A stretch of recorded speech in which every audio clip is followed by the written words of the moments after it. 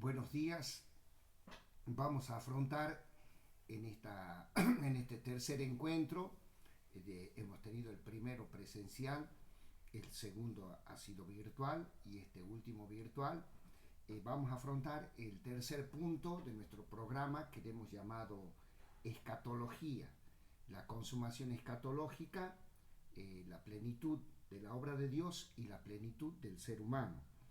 Hemos planteado en la clase presencial, estamos haciendo un poco un resumen, hemos planteado el origen del ser humano, de dónde venimos, y hemos apelado a la Biblia, especialmente partiendo de la pregunta que está en el Salmo 8 y explicando los textos bíblicos desde los capítulos 2 y 3 del Génesis, como hace el documento de la Pontificia Comisión Bíblica. Pero nosotros hicimos un giro, digamos, cristocéntrico, cristológico, y hemos planteado desde desde la carta a los Corintios, el tema del origen del ser humano mirado desde Cristo. Y hemos tomado como texto central la Gaudium et Spes número 22, que explicita que el misterio del ser humano solo se esclarece a la luz del misterio del Verbo encarnado. Esta unión de antropología, cristología, obviamente que desemboca en una eclesiología, porque la iglesia es esta realidad nueva, esta humanidad nueva que comienza a germinar en la tierra, que es portadora del reino de Dios. Esto tiene una consumación, y eso se llama, en teología, ese tratado se llama escatología. El principio le llamamos protología y este final le llamamos escatología. Nos vamos nos vamos a inspirar en la carta a los Corintios, la primera carta a los Corintios, el capítulo 15, los versículos 20 al 28. Mientras ustedes buscan el texto, aclaramos que en la antigüedad, o sobre todo desde la Edad Media para acá, este tratado, dentro de la teología que trataba de las cosas últimas, de la vida, del destino del ser humano, se llamaba los novísimos, o sea, lo nuevo, que era muerte, juicio, resurrección y condenación. Bueno, esto en la teología moderna le llamamos escatología, que es una palabra que viene del griego, que eschaton es lo último, o sea, el tratado sobre las últimas cosas. Tomamos entonces la carta a los Corintios para saber qué pensaban los cristianos desde el origen, desde el origen de nuestra fe, cómo se han planteado el fin del ser humano, a dónde vamos. Sabemos de dónde venimos, también tenemos que saber a dónde vamos. Dice San Pablo, en esta carta que la hemos analizado varias veces, a una comunidad de Grecia, del sur de Grecia, una comunidad donde él arriba después de haber, entre comillas, fracasado en Atenas intentando predicar la resurrección, llega a Corinto, ahí forma una comunidad que era muy difícil porque se trataba de una ciudad portuaria, una ciudad cosmopolita, y allí Pablo les va a hablar de la resurrección largamente. Hemos tratado otros textos y dice el capítulo 15, que es un capítulo clave en la tradición de la iglesia. Dice: si nosotros hemos puesto nuestra esperanza en Cristo solamente para esta vida, seríamos los hombres más dignos de lástima. Está hablando de la resurrección de los muertos y que no tendría sentido rezar por los muertos si Cristo no ha resucitado, si no hay otra vida. Dice, tampoco tendría sentido portarse bien si la vida que cuenta es la vida presente. Por eso fíjense cómo remata esta explicación. Si nosotros hemos puesto nuestra esperanza en Cristo solamente para esta vida, seríamos los hombres más dignos de lástima. Versículo 20. Pero no, Cristo resucitó de entre los muertos el primero de todos, porque la muerte vino al mundo por medio de un hombre, y también por medio de un hombre viene la resurrección. En efecto, así como todos mueren en Adán, así también todos revivirán en Cristo, cada uno según el orden que le corresponde. Cristo el primero de todos, luego aquellos que estén unidos a Él en el momento de su venida. Enseguida vendrá el fin, cuando Cristo entregue el reino a Dios, el Padre, después de haber aniquilado todo principado, dominio y poder. Porque es necesario que Cristo reine hasta que ponga a todos los enemigos debajo de sus pies.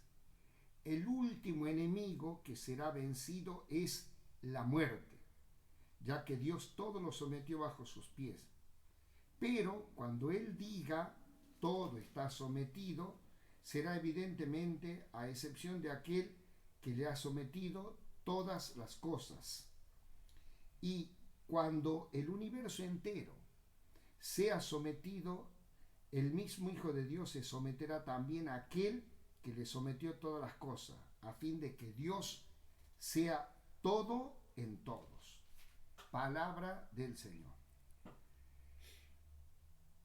Pablo era un rabino judío, conocía bien el Antiguo Testamento, conocía bien la explicación de toda la cuestión del origen del ser humano y del pecado original. Como hemos analizado en la clase anterior, en la primera clase insistimos nosotros, mejor dicho, en las clases presenciales hemos trabajado mucho en la protología,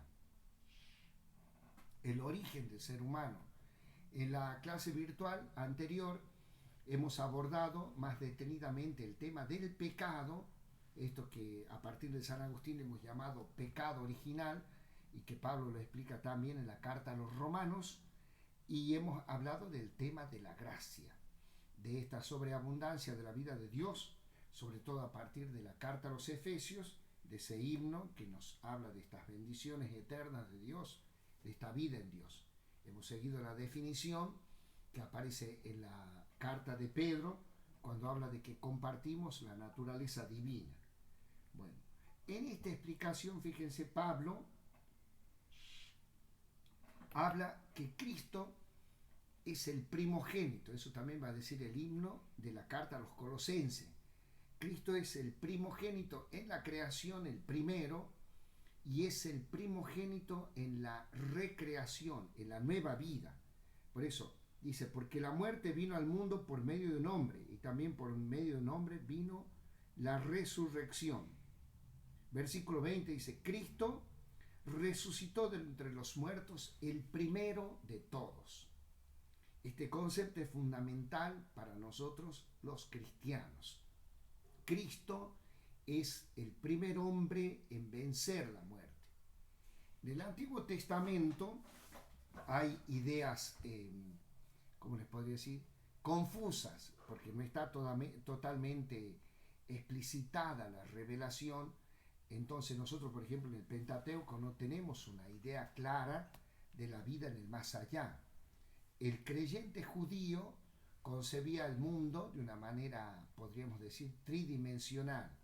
El cielo, Shamayim, era el lugar de Dios y de los ángeles, de los espíritus. La tierra, esta otra franja, es el lugar de los seres vivientes, de los animales y del ser humano.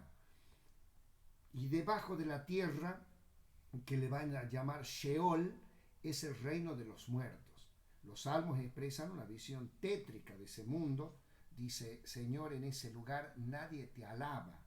Allí es como que no hay vuelta. Bueno, en este concepto se va perfilando una explicación al final del Antiguo Testamento, en los libros sapienciales, posiblemente por la influencia de la filosofía griega y sobre todo del platonismo y del neoplatonismo, que hablaba de la inmortalidad del alma. Entonces nosotros encontramos textos en Macabeo, donde Judas Macabeo hace orar por la purificación de los que han muerto, para que puedan acceder al reino de Dios. Manda a hacer sacrificios de expiación. Y luego tenemos ya una idea cabal de la vida en el más allá en el libro de la sabiduría. Pero todo esto, digamos, es incipiente comparado con la resurrección de Jesucristo. La resurrección de Jesucristo introduce en la historia de la humanidad, va a explicar el Papa Benedicto en su libro Jesús de Nazaret, introduce algo cualitativamente distinto, ontológicamente distinto, la resurrección de Jesucristo. Es la vida plena, y esto obviamente es un don de Dios. Pablo dice, así como por un hombre, hablamos del origen común de la humanidad, Adán es un personaje simbólico, representativo, se dice bíblicamente un personaje epónimo que carga sobre su espalda la suerte de la colectividad de la humanidad. Este personaje, este Adán que somos todos nosotros, sacados de la tierra, tanto varones como mujeres, dice Pablo, por Adán entró la muerte en el mundo. Dice, así también cada uno, también por un hombre viene la resurrección, Jesucristo. El viejo Adán, el nuevo Adán, el primer hombre, el último hombre, como hemos visto en el texto iluminador para nosotros en 15:45. Y dice, pone un orden, dice la resurrección, primero Cristo, según cada uno el orden que le corresponde. El primero de todos, luego aquellos que estén unidos a Él en el momento de su venida. Pablo estaba convencido que el regreso del Señor era pronto. Entonces va a explicar que uno necesita transformarse, transformar esta realidad mortal, carnal, para acceder al reino de Dios. Y dice, va a ir sometiendo todo. El último enemigo, dice, es la muerte. La muerte realmente es un mal. Esto hay que decirlo abiertamente. En el libro de la sabiduría dice, Dios no no se alegra de la muerte de los seres vivientes. Es un Dios de la vida. Dios ama la vida. Dios ama cada ser. Esto ha sido muy útil en la Laudato Si al Papa Francisco para expresar el valor de cada ser de la creación. También aquí hacemos un salto cualitativo, porque toda la vida hemos estudiado que todo está en función del ser humano, centro y cima de la creación. Y eso nos hemos abusado, creyéndonos el centro del planeta y siendo una especie de las más evolucionadas, hemos puesto al planeta en riesgo. El Papa dice en la Laudato Si que cada ser vale por sí mismo, dice. Y sigue este texto del libro, mejor dicho, esta revelación en el libro de la sabiduría. Dios es un Dios creador, no se alegra con la muerte de los seres vivientes que son todos amados por Dios. Entonces, fíjense, la resurrección es una realidad nueva, totalmente nueva. ¿Y por qué digo esto de la muerte? La resurrección de Cristo le va a dar sentido a la muerte, pero la muerte es un mal. Esta creencia popular que la hemos exportado del NEA, sobre todo, de San la muerte. La muerte es un mal. Nosotros la Biblia habla todo el tiempo en un lenguaje vital. Bueno, dice el último enemigo, versículo 26, que será vencido es la muerte.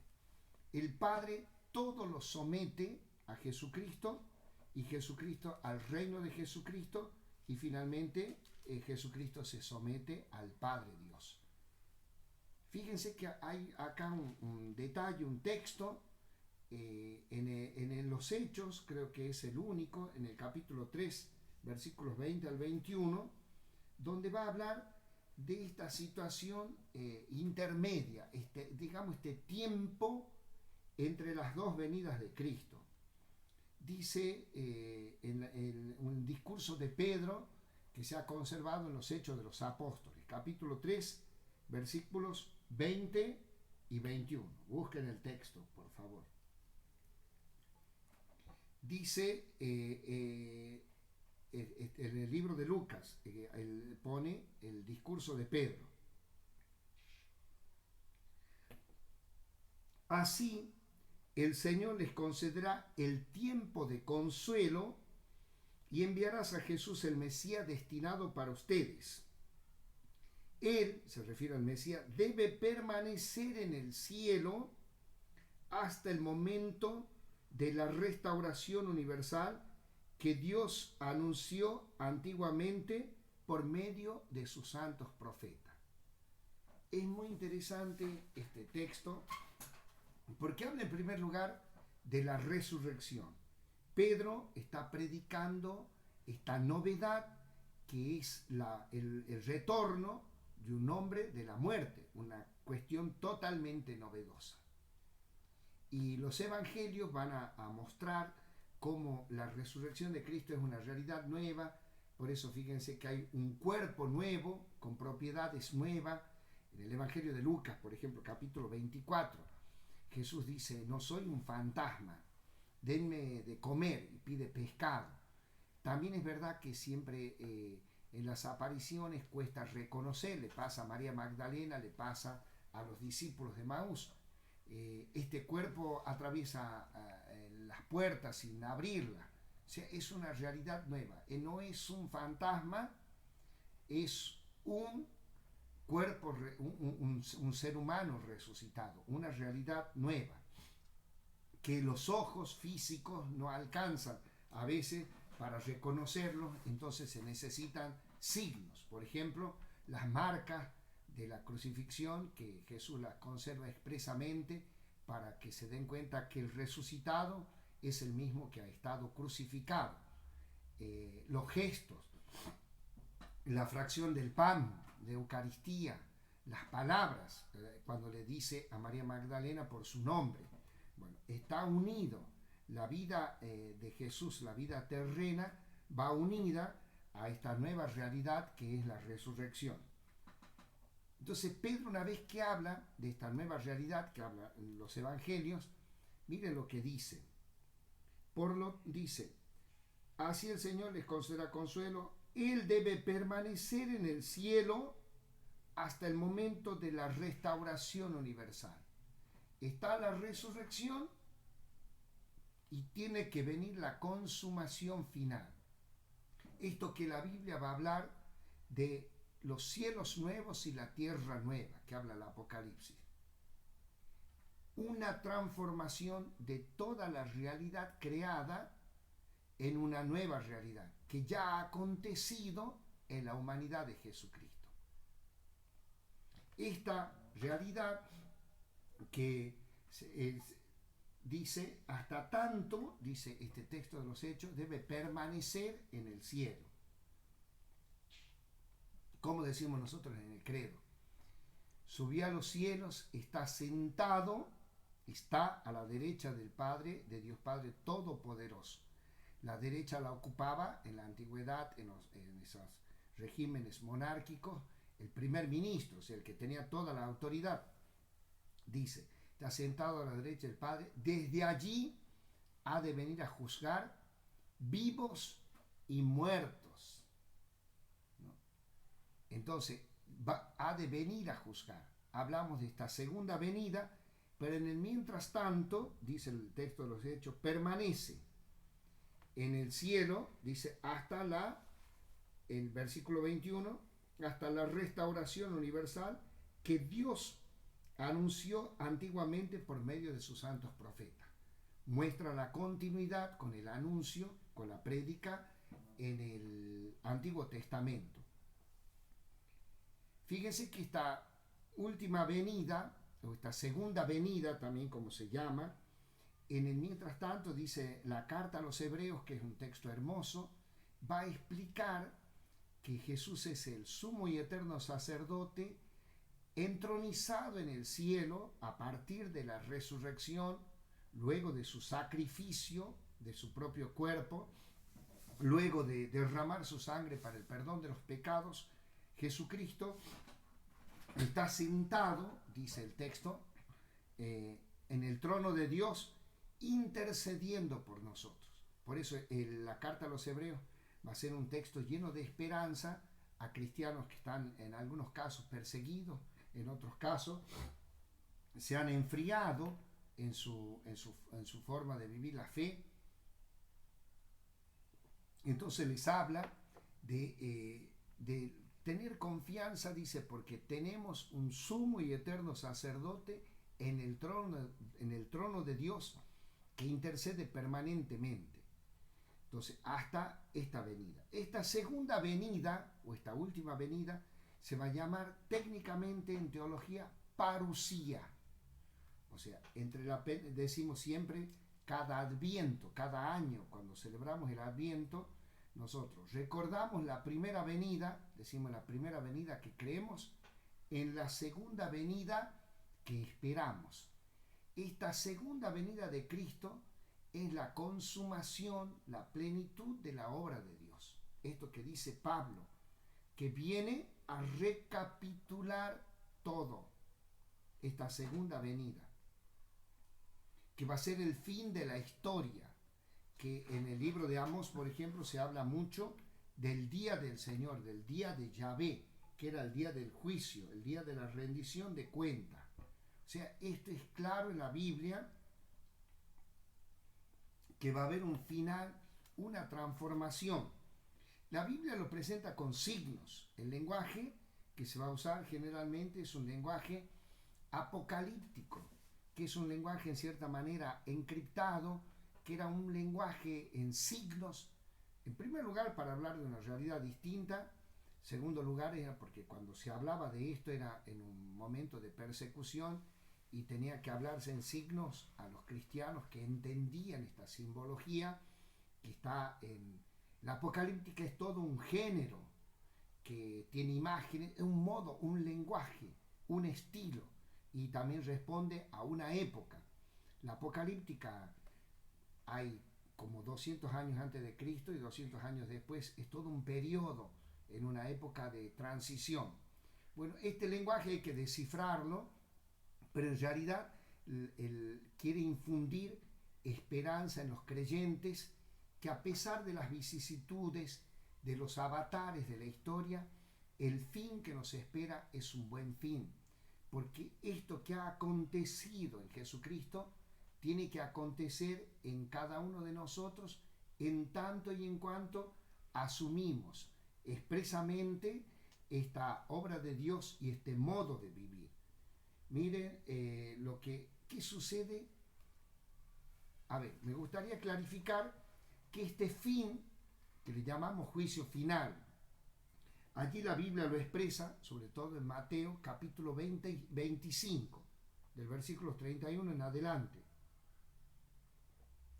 Este texto es el que el Santo Padre, en la visita a Latinoamérica, cuando vino a Brasil y tuvo el encuentro con los jóvenes, le dijo en Río de Janeiro, la catedral, a los jóvenes que tienen que conocer este texto.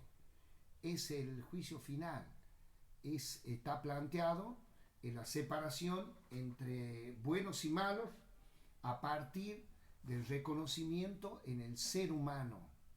¿Se acuerdan las obras que hay que hacer? Reconocerlo al Señor, a Dios, en el enfermo, en el desnudo, en el hambriento, en el preso, ¿no?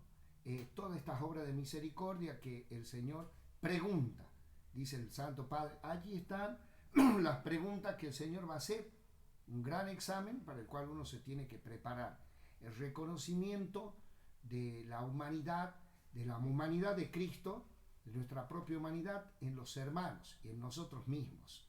O sea que la Biblia es clarita en expresar que hay un fin de felicidad, de plenitud para los justos y un fin de castigo y de condena para los injustos y para los malos.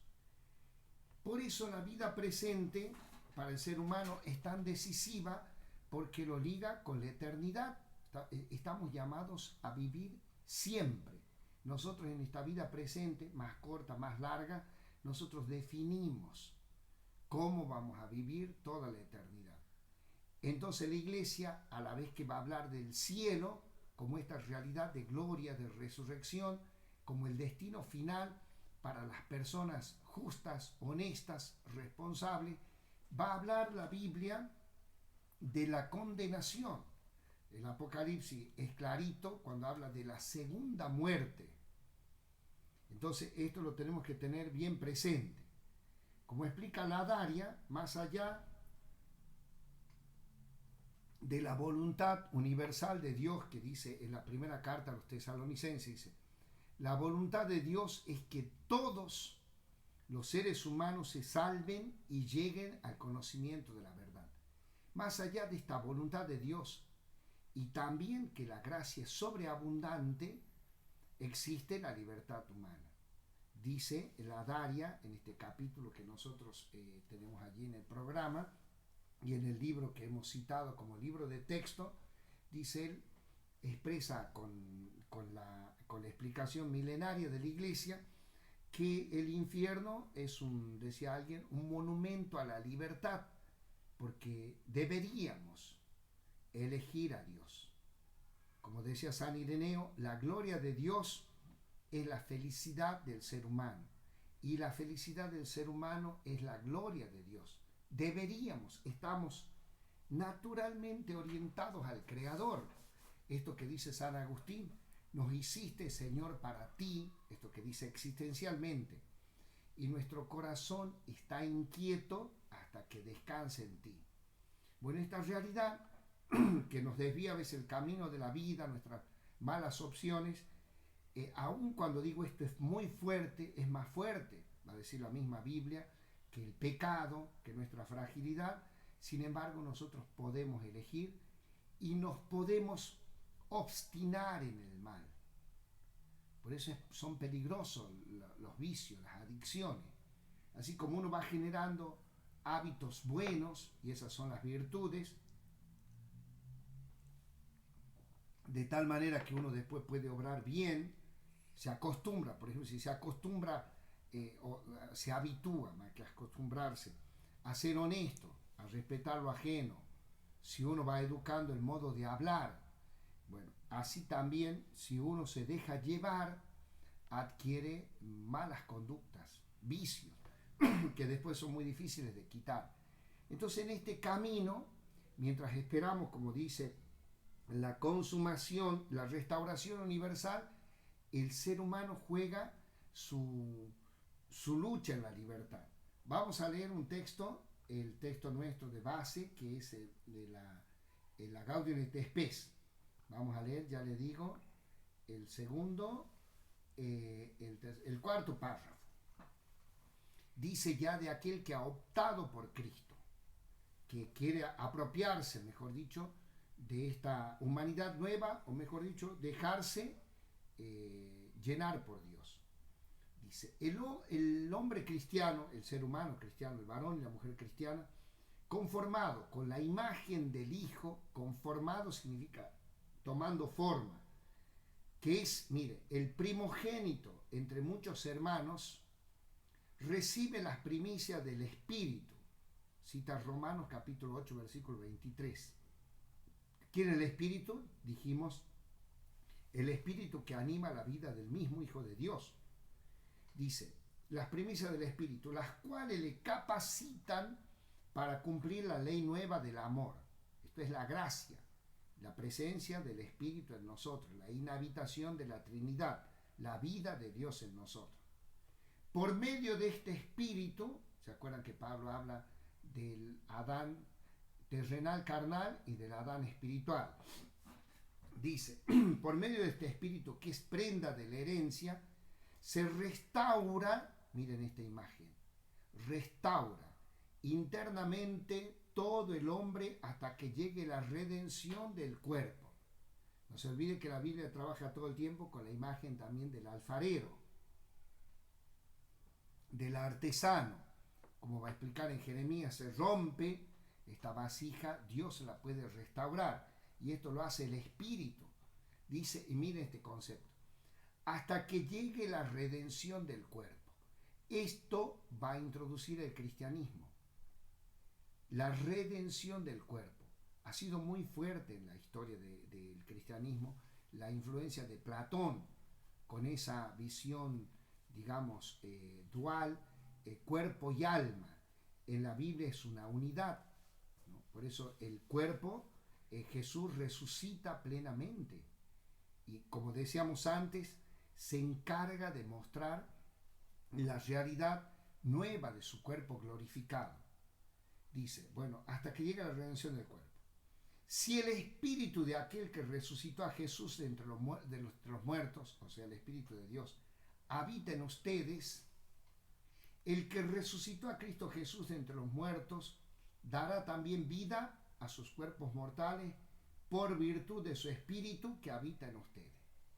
Por el espíritu, nuestro cuerpo va a ser glorificado. Por eso Pablo va a hablar del cuerpo glorificado, del cuerpo transformado, de un cuerpo, podríamos decir, espiritualizado. Esto es una realidad nueva. Por eso los cristianos respetamos el lugar donde se depositan los cuerpos mortales, el cementerio, que significa dormitorio, el lugar donde uno duerme esperando la restauración universal, el juicio final.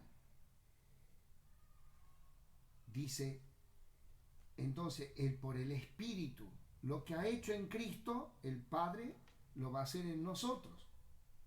Y esto la Iglesia siempre lo ha entendido, a partir del bautismo, de este signo de iniciación, comienza en nosotros una vida nueva. Por eso después reclamamos la herencia eterna cuando partimos de esta vida. Mejor dicho, reclama a nuestros familiares, a nuestros seres queridos, pidiendo, ¿qué decimos? Dale, Señor, descanso eterno. Brille para él, para ella, la luz que no tiene fin. Pedimos descanso, paz, luz, la presencia de Dios. Sigue así en la Gaudium et Spes. Urgen al cristiano la necesidad, miren, y el deber de luchar con muchas tribulaciones contra el demonio e incluso de padecer la muerte. Somos mortales. Pero en este tiempo es de lucha, dice padecer, pero asociados al misterio pascual, configurado con la muerte de Cristo, llegará corroborado por la esperanza a la resurrección.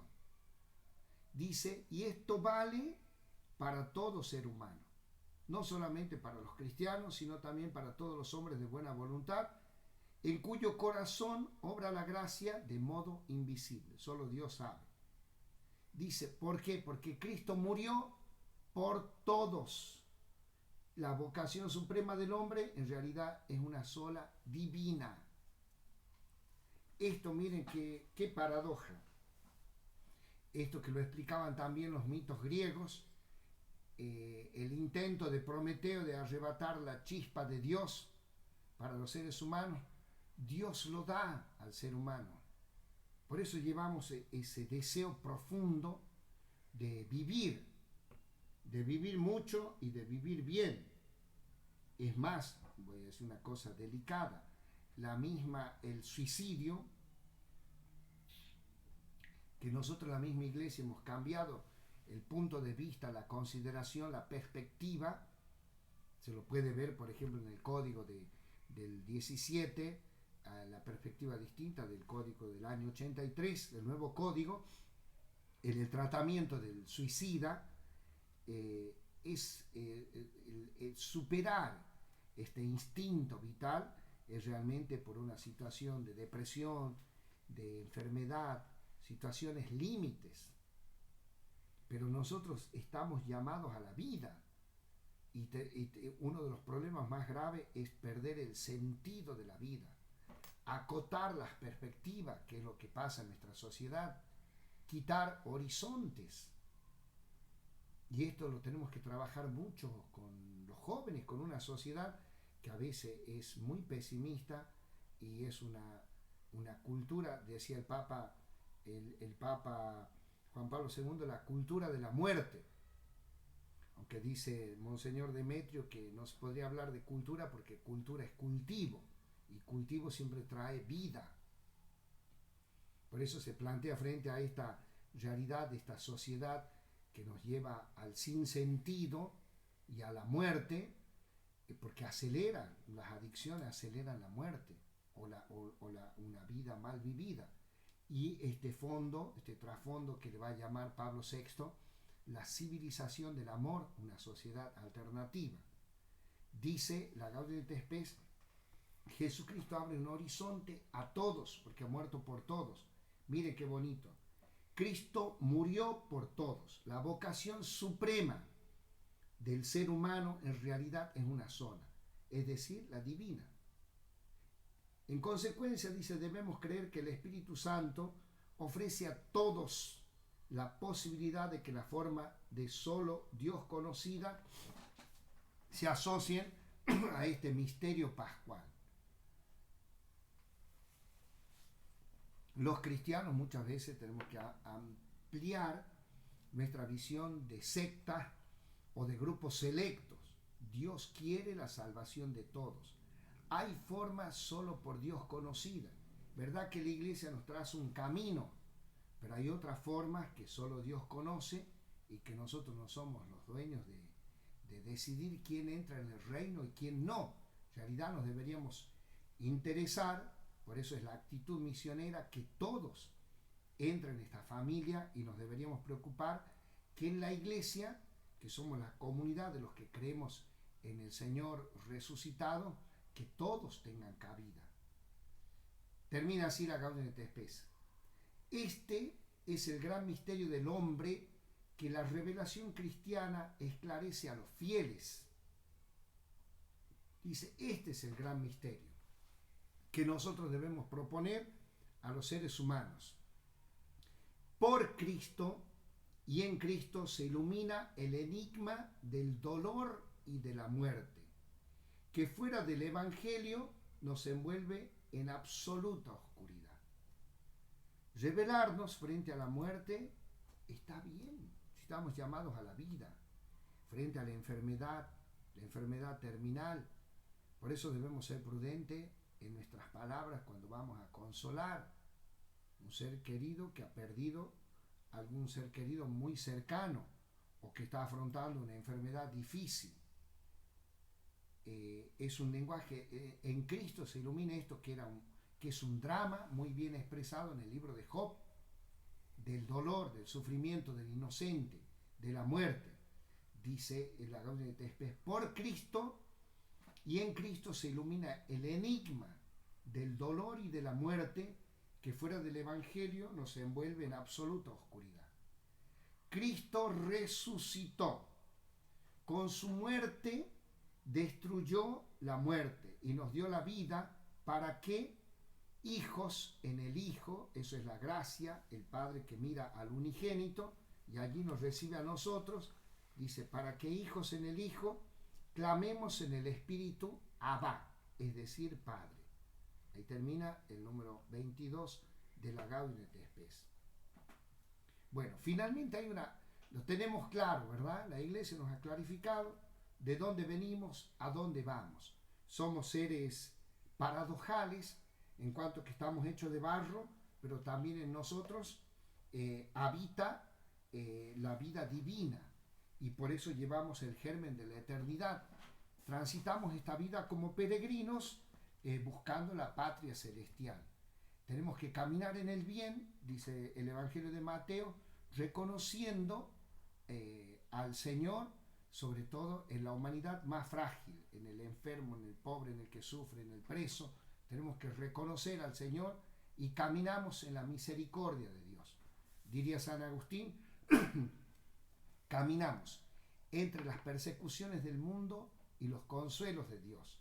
Esto es bueno saber porque nosotros en la prueba creemos que es Dios el que nos persigue y buscamos consuelo que al final son paliativos. Dios es nuestra meta, es la consumación de su obra, y la consumación de su obra nos trae la plenitud que ya se ha manifestado en Cristo. No es una, le va a decir San Pablo a Timoteo, no te dediques a fábulas, genealogía, dice, dedícate a predicar esta gran verdad. Esto después ustedes lo pueden consultar en el catecismo sobre el destino final, sobre todo a partir del número 1021. Y allí hay una cuestión delicada que es el tema de este tiempo o este estado intermedio, podríamos decir. O sea, entre la primera venida del Señor y la resurrección y la plenitud del misterio pascual, que lo celebramos siempre, pasión, muerte y resurrección de Cristo, que es el misterio que le da sentido a nuestra vida o que nos permite mirar nuestra propia humanidad, el sufrimiento, el dolor, la muerte, que son los misterios más difíciles de asumir, de otro modo, con otra luz. La resurrección proyecta otra luz. Entonces, entre esta primera venida y esta segunda, la parusía que va a ser al final, ¿qué sucede en el intermedio?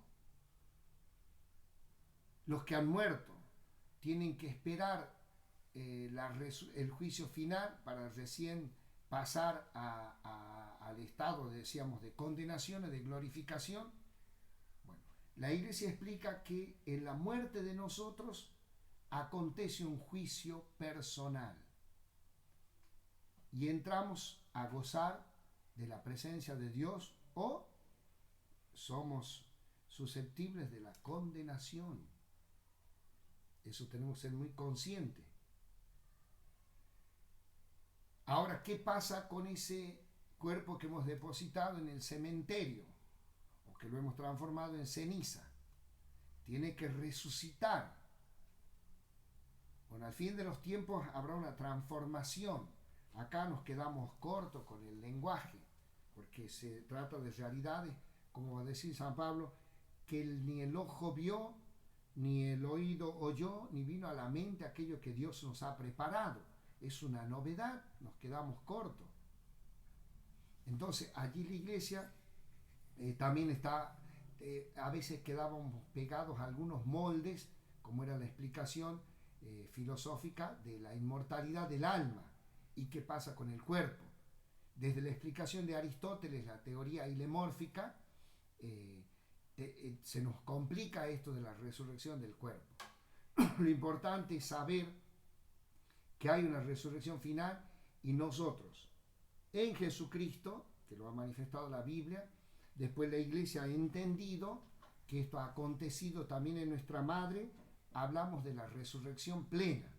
Por eso vamos a celebrar el 15 de agosto la fiesta de la Asunción, y que es uno de los últimos dogmas marianos, la Asunción en cuerpo y alma a los cielos.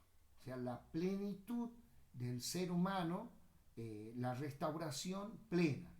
Esto que va a acontecer con toda la humanidad y con el mundo, cielos nuevos y tierra nueva, ya se adelanta como primicia en el momento en que tenemos que entregarle la vida a Dios. Por eso es la responsabilidad de nuestra vida. Esta es la explicación de la Iglesia. San Pablo, en la carta a Tito, dice, capítulo 2, versículos 11 al 14, dice, porque la gracia de Dios, la vida de Dios en nosotros, que es fuente de salvación para todos los seres humanos, se ha manifestado. La abundancia de la vida de Dios se ha manifestado en Cristo, devolviendo la vida plena a Cristo, y esa vida se comparte en nosotros por el don del Espíritu Santo y le llamamos gracia. Dice versículo 12. Él ya nos enseña, la gracia, a rechazar la impiedad, o sea, la falta de piedad. La piedad es la virtud que nos une a Dios, que nos hace sentirlo como Padre y que nos hace sentir la patria. Es una virtud, por eso decir la piedad es con Dios y con los hermanos. Hay un sermón muy lindo, mejor dicho, una locución del Padre Esquiú, cuando hace una conmemoración de Trejo y Sanabria en Córdoba, frente a todo el claustro universitario, precioso sobre la virtud de la piedad. Se los recomiendo en el librito que se ha publicado de los sermones. Hay una explicación genial de la piedad y que la piedad también requiere el estudio, la ciencia, que no hay contradicción. Y para nosotros que tenemos un bastión tan fuerte que es la piedad popular, una verdadera fe, una verdadera mística diría el documento de Aparecida, es importante formarnos bien y cultivar la virtud de la piedad. Dice la carta a Tito: la gracia nos enseña a rechazar la impiedad y los deseos mundanos para vivir, mire la expresión, en la vida presente con sobriedad, justicia y piedad. Versículo 13. Mientras aguardamos la feliz esperanza y la manifestación de la gloria de nuestro gran Dios y Salvador, Cristo Jesús. Entonces, en este tiempo presente que nos toca vivir, en este siglo XXI, en este cambio epocal, en esto que ahora le llamamos posmodernidad, nosotros los creyentes, llamados a vivir una realidad sinodal en la iglesia, a caminar juntos, llamados a transformar la historia, tenemos que cultivar la piedad, por la gracia de Dios, vivir con sobriedad, vivir con esperanza, mientras esperamos el regreso del Señor. Los primeros cristianos tenían una expresión que está en San Pablo, que se ha conservado en una de las cartas de Pablo, en arameo, y que se encuentra también en el Apocalipsis. Decían, así como decimos aleluya, amén, hosana, que son expresiones semíticas, decían ellos Maranatá, ven Señor Jesús. Por eso en cada Eucaristía, nosotros una vez que consagramos decimos, anunciamos tu muerte, proclamamos tu resurrección, ven Señor Jesús. Bueno, les deseo que esta antropología, planteada desde el hombre nuevo, Cristo Jesús, desde aquel que es la imagen visible de Dios invisible, aquel que esclarece nuestro misterio, nos ayude, en primer lugar, mi deseo que nos ayude a nuestra relación con Cristo el hombre nuevo, nuestra relación con Dios, cultivando una espiritualidad verdadera, y que estos conocimientos nos iluminen en los momentos oscuros, sobre todo del dolor y de la muerte. Pedimos esa gracia al Señor, y si Dios quiere nos veremos el sábado en el Zoom, donde ustedes preparen las preguntas, así conversamos las dudas, algunas cosas que yo no me haya expresado bien, pero la pretensión de la materia ha sido trazar un arco entre la protología, el origen, y el final, la escatología, mirándonos siempre en nuestra humanidad desde el hombre nuevo que es Jesucristo. Muchas gracias, buen aprendizaje, nos encontramos virtualmente el sábado.